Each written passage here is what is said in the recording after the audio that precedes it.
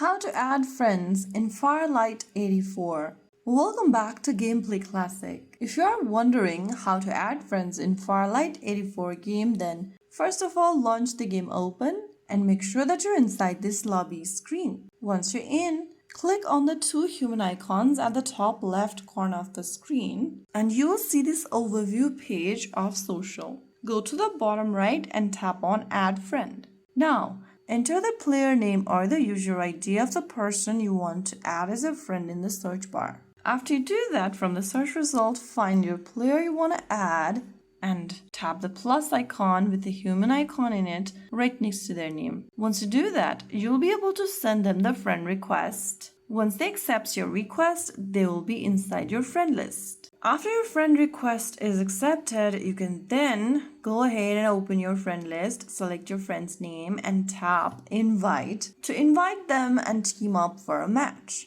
So that's how you add friends in Farlight 84. If you found the video helpful, don't forget to like, share and subscribe to our channel. I will see you again in the next video. Thank you for watching.